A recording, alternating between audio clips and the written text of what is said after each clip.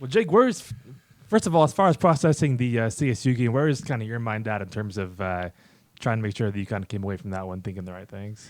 Well, I think first off, what we kind of thought afterwards was pretty accurate. There's going to be a ton of learns from this tape, and the best part is I think we got a really mature group, and we talked a lot about growth, right? And I think teams that want to be elite and want to be 1-0, they know how to learn and grow, and they don't take doing bad things as mistakes, or they don't take it personal, right? So first game week, I think there's a lot of things that we need to get better at, and you freeze the film at 36-3, just started the fourth quarter, and we got to learn how to finish. So a lot of good things, a lot of things we left out there. I think it was grabbed our attention this morning, and we'll be a better team because of it.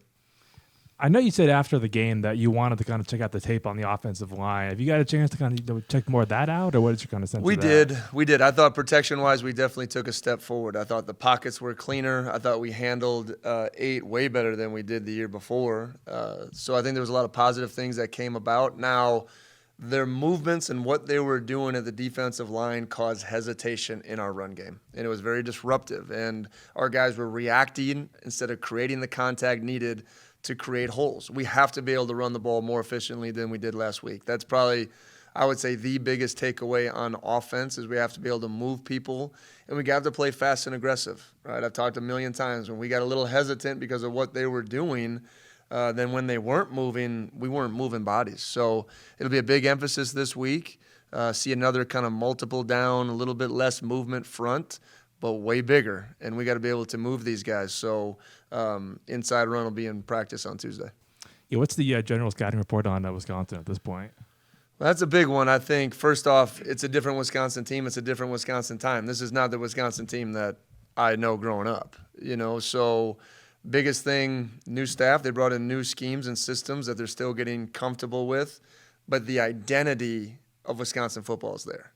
Big, fast, tough, play aggressive, play with tons of effort, right? So the core of what's always been perennial at the top 15 program is there, and there's getting used to new roles and new coordinators, and we went through that last year as far as new stuff. So I know this, we have their full attention. They have to come to our place. It's our opening home game, so a lot of positives on our side, but it's going to take a very disciplined, executed game to win because they will not beat themselves. Coach, when you see Dean obviously hit that 55-yarder, with some space. Obviously, the goal is always touchdowns. But when you're going down the field, how does that kind of having that in the back pocket maybe change your decision-making a little bit when it comes to, like, the middle of the field and pushing further on a fourth down or those situations? I think it's important. Like, I'm big in the analytics. We study it. We go by it. We talk about it. So when we get past that 35-yard line, having Dean as a high-ranked kicker in the analytics department taking points does matter, and points per possession do matter. So I know this. I trust him to go out there and kick it without hesitation.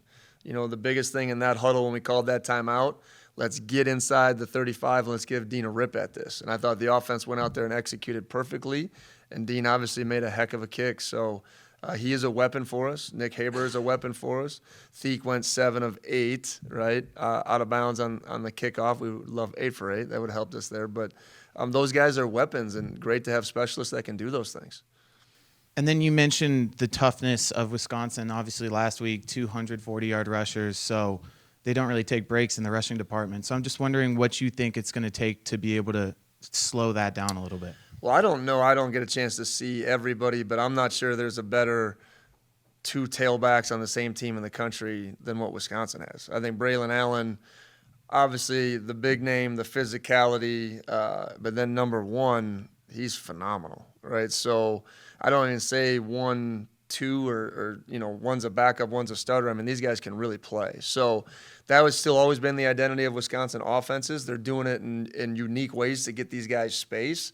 And obviously last week you saw both of those guys hit really big runs when space is given. So they're still big and massive up front. They still move a lot of people. So we got to be gap sound.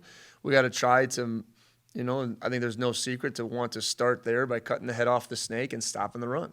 That's always been the successful point, I believe, of any defense that I've ever been a part of. This week will really be big. When you're looking at the tape there, and especially the fourth quarter, some of those explosive plays given up against the CSU offense, is that something that you're pulling your hair out as a coach, looking at the tape the next day? Well, I think it's one of those things where you leaves a little sour taste in your mouth. I think it does, and I think coaches are ultimate competitors. You know, and I meant it. I thought our coaches did a really good job this morning of coming in and A, taking ownership. We're part of those mistakes. B, let's get it fixed and corrected. And C, there's a mentality to it. When catastrophic things happen, like a kickoff return for a touchdown, or just a flat-out bust of coverage, there's just one person making a mistake. You know, typically, we did bust the coverage, but there were 3 people that could have saved that play. On the kickoff return, there were 5 people out of their lane. And I take that first and foremost on me, that we didn't prepare them in that moment. And when you get casual, bad things happen. That's period, right? So we went out there, we looked at the scoreboard, we felt like it was great, and we got relaxed. And relaxed is not a finishing attitude. So I think we learned from that. I would rather have that happen now through a win than the other way around. So I think we learned, and we'll be better this week because of it. But, yeah, I think it's one of those things that you get on that plane, first thing you're doing is getting on that computer and finding out what happened. Then I don't know if you were asked about Lincoln on Saturday evening, but by far his best game in college. Did you have any idea? With everything he's been through the last few weeks here, you look pretty locked in there. Yeah, because that's a very pertinent question, because everyone sees the success that he had. I get to see when we would do 6 a.m. runs on Tuesdays and Fridays in the off season, he would be on the jugs in there with Cole Pruitt at 5 a.m. No one else sees that. Okay, a guy that is working his craft in the dark over and over and over to want to get these type of results. And for him to go out and do it and have, by far, he's always shown flashes of it. Okay, but to be this consistent and going out there, and I think it just breeds conviction of what he's out there doing. And I even talked to Cam this morning that if it felt like that Rob, Farrell, Cam combination, and that's what Lincoln was. And all those guys, trust me, as we go throughout the year, DT and Carlos and Kells and K-Dub will have those moments. It was Lincoln's moment, but I'm just really proud of the work that he's put in, and it's allowed him to get to this point. Jake, Luke Fickell's Cincinnati teams over the last few years have been in the national spotlight. I'm sure you've had a chance to kind of watch from afar. What are some of the things he does well as a head coach, and what are the things that you're looking forward to on Saturday? Well, I would start with this. I got a chance to meet Coach Fickell a couple of years at one of these coaches' deals, and I think he's the ideal fit for Wisconsin. I think the toughness that he brings, the development that he brings, I think it mirrors what that program is and where it wants to go, and he's going to put his own stamp on that and spin, and I think that's a positive thing. But at the end of the day, the focus will always be on the things that we need to do.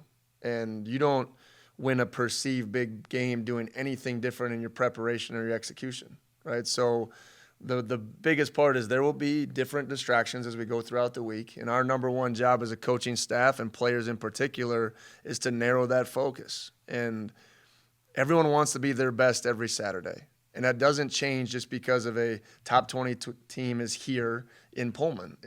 We have the same standards of expectations of how we do everything. So we just look internally in our program and what we need to do, and that'll be our focus this week. And then Tanner Mordecai, obviously a guy who's bounced around a little bit, was a little shaky last week, but as a quarterback, what are some of the things you like in his game? Well, I think the biggest thing when you get to your week 2 opponent, you've studied these guys a lot throughout the summer, and then you finally have what that'll look like in the team, but you're studying him and what he did at SMU, you're studying the UNC offense, you're studying the Wisconsin, and you're trying to blend all that stuff together. I think he's really talented. I think he has the arm to make all the throws. Shaky was a term that you used. I think the couple of the interceptions that happened, one was a kind of a dropout that he didn't see, and one was a great play by the DB. So I think he's efficient and really effective. I think he has the ability to run and extend plays, and I think he's got an arm to get the ball to their playmakers. So I think he's very dangerous. Cam had his best game as a Cougar, 450 yards passing, but the first thing he mentioned in his post-game interview was he needs to protect the ball better. Just kind of how impressed are you with where he's at right now and kind of his maturity where he is right now? Great leaders take ownership, and they look inward first, especially at that position at quarterback. And I think that's really important in his growth and maturity, and he's never satisfied. And I love that as a competitor. I mean, he looked at all the positive things.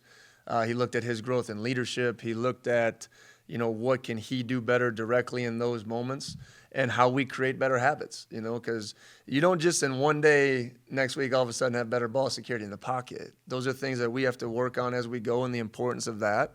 But you also don't want to make him too tight because there's a certain way that he plays that he needs to play with. And I think everyone did, get a chance to see his growth.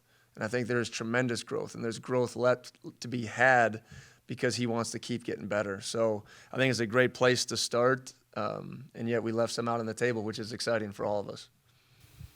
Jake, you mentioned that this isn't the same Wisconsin team that you knew watching growing up. Do you have any memories or stories about watching them being a Wisconsin kid?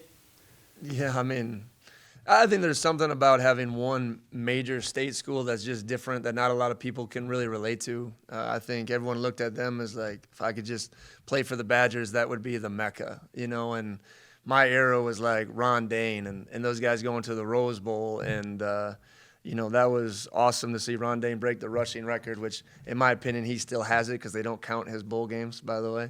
So just a lot of fond memories of going to the game and as a kid being out on that field and go to the Wisconsin Badger football camp. And those were all really cool memories of being out there on Camp Randall. You spoke about it a little on Saturday, but just the importance of this one with a team like that coming here, sellout crowd now, national TV, and given what this offseason has been, just the importance of that whole thing there. Yeah, and I was really talking to all Cougs. I really was. And for us as a team and coaches and players, that's the outside noise, but I think our players deserve it. I think they've worked hard. I think you come here to put yourself and you want a program where these games matter and you create opportunities for yourself. You do that as a team. I know it's early in the season, but what an opportunity. So we get an opportunity to take advantage of everything going forward. But as a Coug fan base, to show up, to be loud, to have every seat be packed, not just list to sell out and not be there. There's a lot of things that matter for this game perceptually for Washington State. So let's go do it, all of us. There's satisfaction a little bit in this game as a sellout on Monday? Well, I think first off, it just shows what we're capable of doing. We get 6 games a year that Cougs fans can invest in. And this can be one of the hardest places to play in the Pac-12, bar none. And that's been proven before. It's just the dedication to all of us wanting to do it consistently. And our student body, it's your first opportunity, if you're a freshman that you just got here, to come see the Cougs. The impact that our fans make, I can't speak enough, the energy that they create. Okay, great example. Leaving the field at Colorado State. Okay, I don't know, let's say there was 500 to 1,000 people in Cougs gear.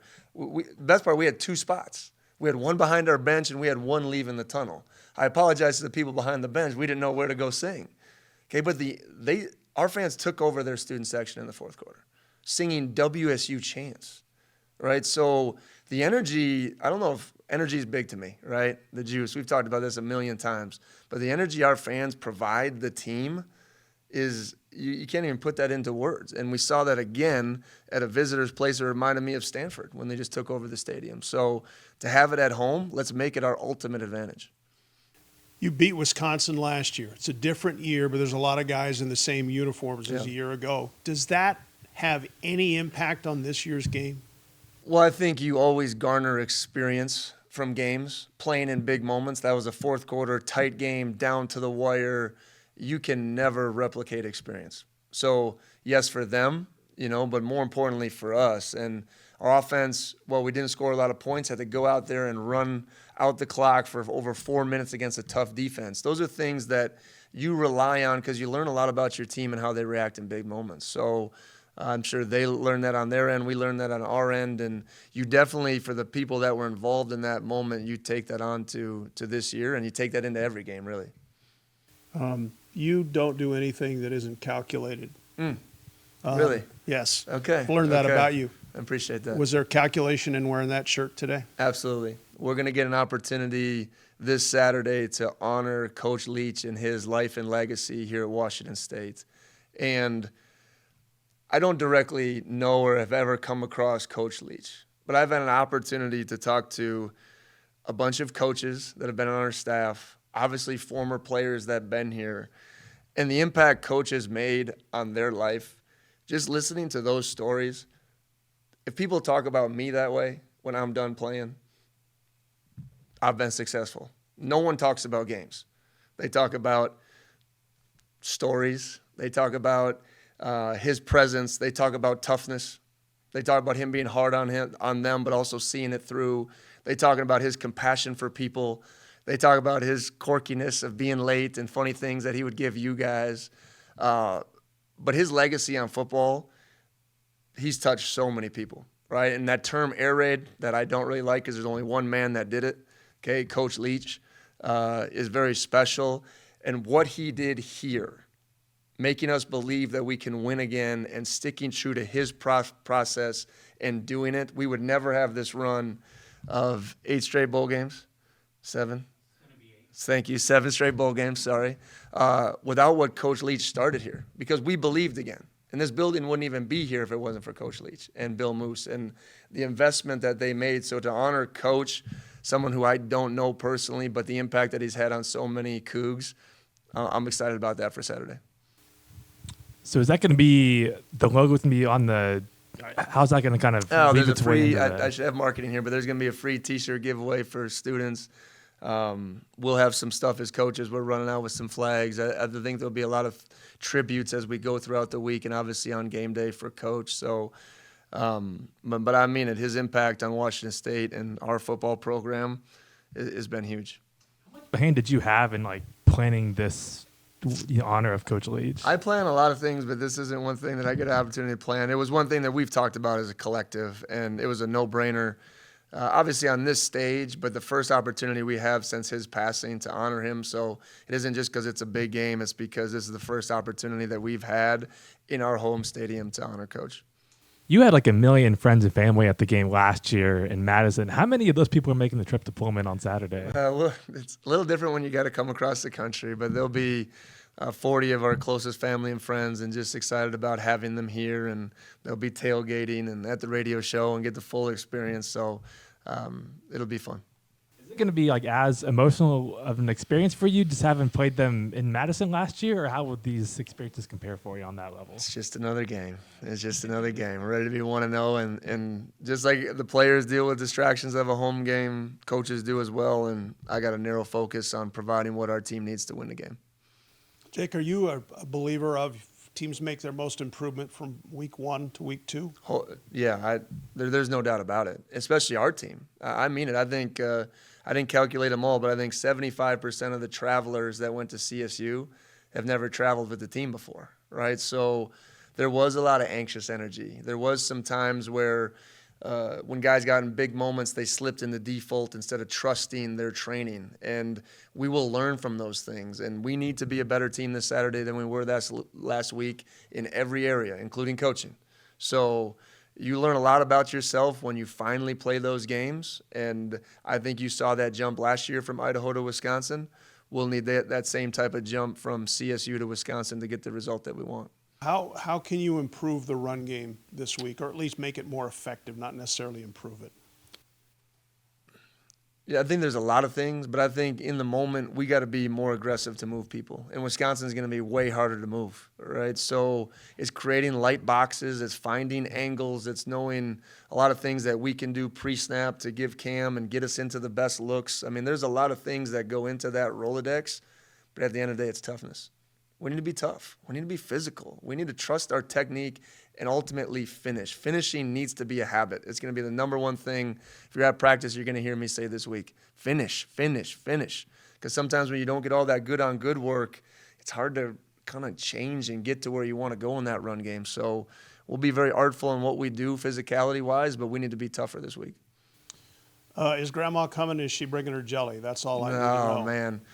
Grandma is not coming. She is sending jelly with it, and I'm gonna have plenty of it. So it will be here. Know everyone's probably worried about that, but we'll be well taken care of as we go throughout the rest of the weeks. Jake, out of pure curiosity, how much of your wardrobe at home is WSU gear?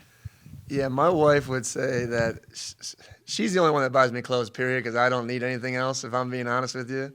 I'm a pretty simple guy. I have gravitated to like Lululemon pants. I know people feel some way about that, right? But I like them. They're comfortable. Okay, but yeah, I have crimson and gray almost throughout the whole thing, or something free I got from Nike. That's my dress. Or like I said, the last part is my wife buys me a couple shirts from wherever for date night. So I'm a pretty simple guy. All right, go Cougs.